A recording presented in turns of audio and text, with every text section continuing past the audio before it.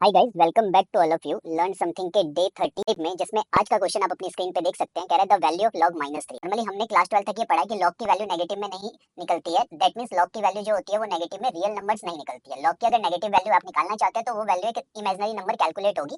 किस तरीके से कैलकुलेट होगी उसको आज हम यहाँ पे समझेंगे। तो हम वैल्यू कैलकुलेट करते हैं log -3 की। तो देखिए, इसके लिए हम क्या करते हैं, एक कॉम्प्लेक्स नंबर कंसीडर कर लेते हैं कि z हमारा एक कॉम्प्लेक्स नंबर है, वो -3 है। ठीक, दैट मींस z की जो वैल्यू हो जाएगी वो -3 + 0 आयोटा हो जाएगा, जहाँ पे इमेजिनरी नंबर मेरे पास क्या हो जाएगा, 0, और रियल नंबर क्या हो जाएगा, a हो जाएगा। ठीक, देन हम जानते हैं कि एक यूलर थे जिन्होंने जो हमारा कॉम्प्लेक्स नंबर था उनको रिप्रेजेंट करने के लिए पोलर रिप्रेजेंटेशन दिया था। उसके अकॉर्डिंग उन्होंने बोला था कि किसी भी कॉम्प्लेक्स नंबर को हम r e आयोटा थीटा की फॉर्म में रिप्रेजेंट कर सकते हैं, जहाँ पे r उसका मॉड्यूलस होता है और थीटा उसका क्या होता है, आर्गुमेंट होता है। इसको डिटेल में समझने के लिए एक अलग से हमें वीडियो की जरूरत पड़ेगी। अगर आप समझना चाहते हो तो आप मुझे कमेंट कर सकते हैं, अदरवाइज अभी हम इसकी वैल्यू कैलकुलेट कर लेते हैं log -3 की इसकी हेल्प से। तो देखिए, r क्या होता है, मॉड्यूलस। मॉड्यूलस किसी भी कॉम्प्लेक्स नंबर का किस तरीके से कैलकुलेट करते हैं, उसका फॉर्मूला होता है a² + b² का अंडर रूट। दैट मींस यहाँ पे मेरे पास z का जो मॉड्यूलस हो जाएगा वो हो जाएगा 3। थीटा की जो वैल्यू होती है tan थीटा हमारे पास होता है, वो होता है b/a।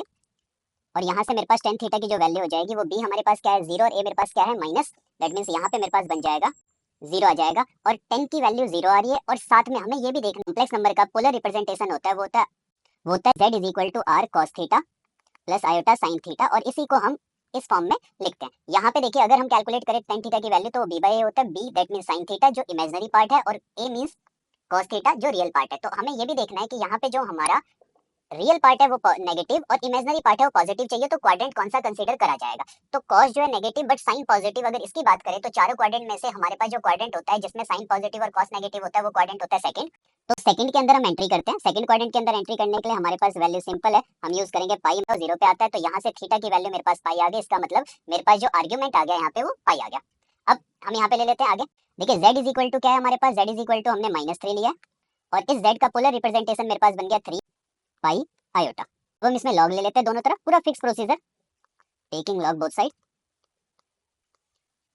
और ये हमारे पास आ जाएगा log z = log 3 इंटू में e की पावर पाई आयोटा। और log z हमारा क्या था, z हमारा -3 था। और हम जानते हैं कि log की प्रॉपर्टी के अकॉर्डिंग अगर एंगल इंटू में होता है तो हम उसे ऐड में लिख सकते हैं, एडिशन में लिख सकते हैं। तो ये log 3 बन जाएगा प्लस log e पाई आई आयोटा हो जाएगा। और log की प्रॉपर्टी अगेन यूज करते हैं कि जो एंगल की पावर होती है वो उठ के आगे आ जाती है, और साथ में log e की वैल्यू 1 होती है, हम इसमें यूज कर लेते हैं फॉर द नेचुरल लॉग। ठीक, तो यहाँ से हमारे पास log -3 की जो वैल्यू आ गई बच्चों, वो आ गई log 3 प्लस पाई आयोटा। और log e1 को हम चेक कर लेते हैं कि हमारे कौन से ऑप्शन से मैच कर रहा है।